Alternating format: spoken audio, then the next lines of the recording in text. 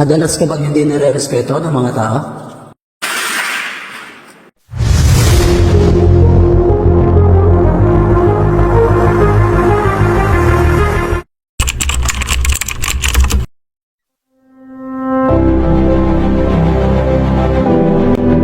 Lahat naman tayo deserve natin ang respeto.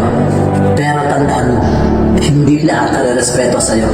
Kaya ito ang ilang payo na may bibigay ko para respetuhin ka ng mga tao. Una, respetuhin mo ang sarili mo. Kung ang ginagawa mo lang ay puro pagre-reklamo sa sarili mo, paano ka re-respetuhin ng iba? Ikaw mismo ay negatibo ang tingin mo sa sarili mo.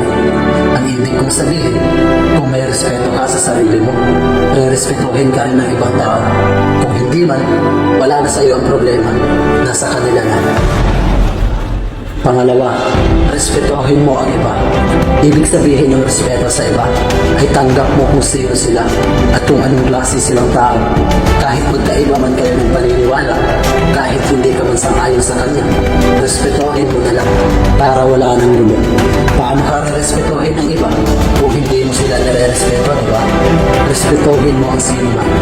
Regardless mo ano man ang pagkakilabis na, kahit mas bata pa siya sa'yo, kahit anong social status na, respect builds feelings of trust, safety, and well-being. Ang respeto ay hindi ito natural. Ito ay natututunan. Paano ba natin respetuhin ang iba? Simple lang, pakinggan mo sila. Kung nagsasalita sila, makinig ka. It's a basic way to respect them. Hindi mo rin malalaman ang dinaramdam ng iba kung hindi mo sila pinakinggan. Pangatlo, panindigan mo ang paniniwala. Paano ka re-respetuhin ang iba kung malimbing ang desisyon mo at paniniwala mo? Unless mali ang paniniwala mo, pwede mo yung baguhin.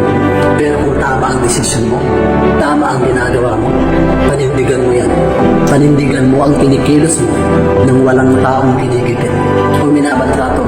At kung hindi ka nanguhusga sa opinion nila, sigurado akong tataas ang respeto ng mga tao sa iyo. Paano nga rin respetuhin ng mga tao kung paiba-iba ang pinagsasasabi mo? Yun bang wala kang isang salita? Kumbaga toxic ka lang. Hindi ka talaga re-respetuhin. At magagalit pa sila sa iyo. Dapat ang oo mo ay oo. Kung ayaw mo, ayaw. Kung hindi, hindi na. You need to stand up for your beliefs. Ang rason kung bakit sinali ko ito sa listahan dahil nakapagpapataas ito ng kumpiyansa sa sarili. Kung wala kasi tayong paninindigan, madali tayong diktahan ng ibang tao. Makukontrol na din nila ang ating nararamdaman at isipan.